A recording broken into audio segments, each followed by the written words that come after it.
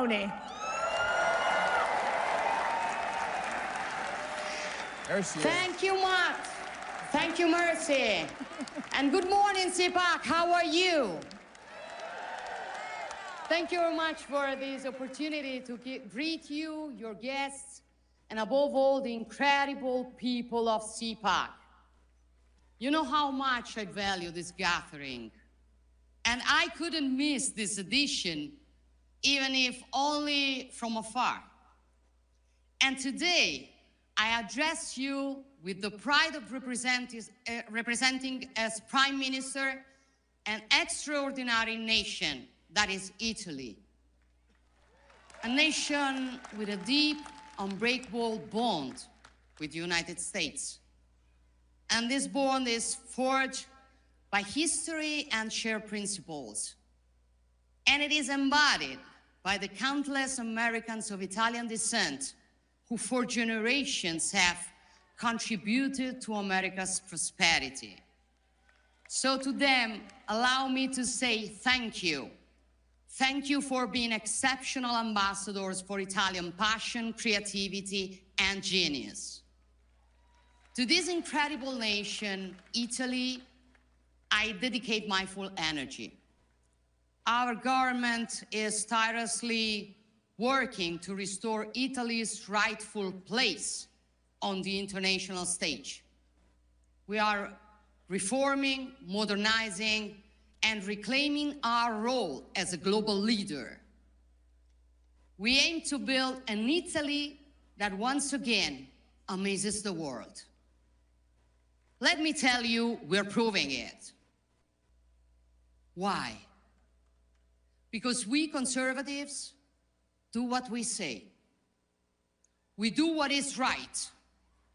We fight for what we believe in. And moreover, we trust people, not fear them. Unlike the globalist elites who believe the government should educate the people, forcing them to accept policies they never asked for, we believe in democracy. We serve the people, we do not rule over them. CPAC understood this fight. CPAC understood this fight. And again, I want to thank you for that. You have never given up, even in the toughest moment. You have fought for a new victory. You have built a global network that has given a voice to millions who were silenced, so that conservatives everywhere would know they are not alone. And we are not alone, right? CPAC understood before many others that the political and cultural battle for conservative values is not just an American battle. It is a Western battle. Because, my friends, I still believe in the West. Not just as a geographical space, but as a civilization. A civilization born from the fusion of Greek philosophy, Roman law, and Christian values. A civilization built and defended over centuries through the genius, energy, and sacrifices of many. When we say West, we define a way of understanding the world where the individual is central, life is sacred, all men are born equal and free, the law applies equally to all, sovereignty belongs to people, and freedom comes before everything else. This is our heritage. And we will never apologize for it. My question for you is, can this civilization still defend the principles and values that define it? Can it still be proud of itself and aware of its role? I think so.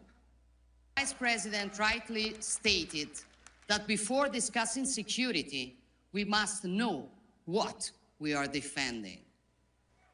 He wasn't talking about tariffs or trade balances on which we will each defend our interests while preserving our friendship. We don't need to say how interconnected our economies are and how the unpredictable results of a trade clash would play into the hands of other great powers. Vice President Vance was discussing something deeper: identity, democracy, freedom of speech. In short, Europe's historic role and mission.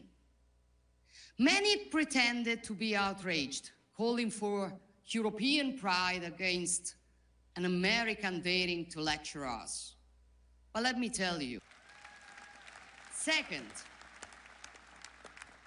these ideas are not new for many of us. Brave European leaders have been saying this for a long time. I've said them many times before, even from the CPAC stage, urging Europe to rediscover its true and deepest soul, which has been sacrificed on the altar of wokeness, bureaucracy, and mercantilism.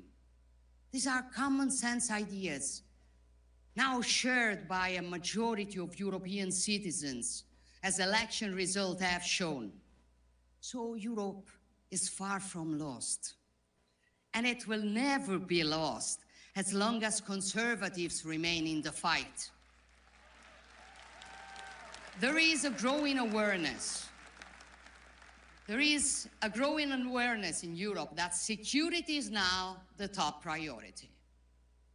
You cannot defend your freedom if you lack the means or the courage to do so.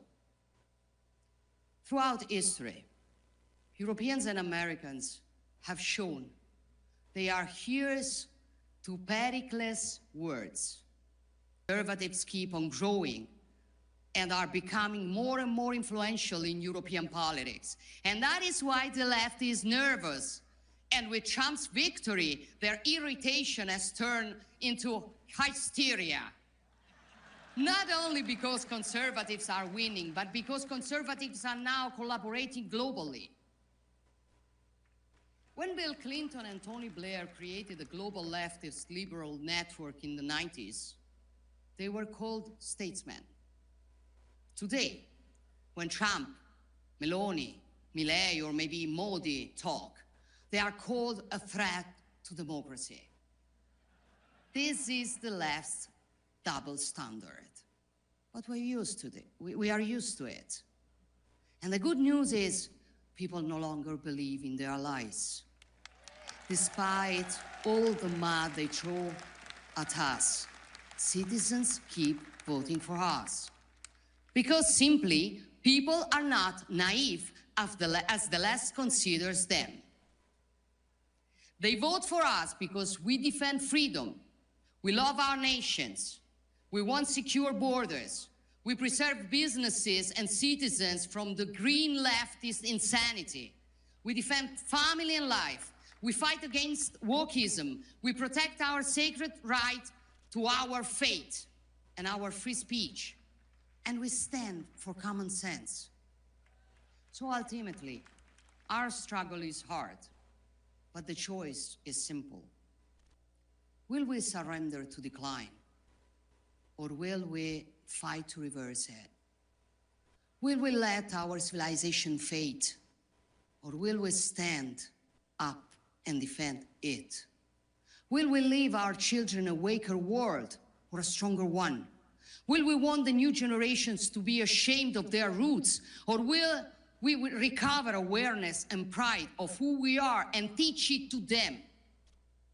I made my choice long ago, and I fight every day to honor it. And I know that I'm not alone in this battle, that you are all standing with me, that we are all standing together. And believe me, this makes all the difference. Thank you all. Thank you all. God bless you, and God bless the free nations of the world.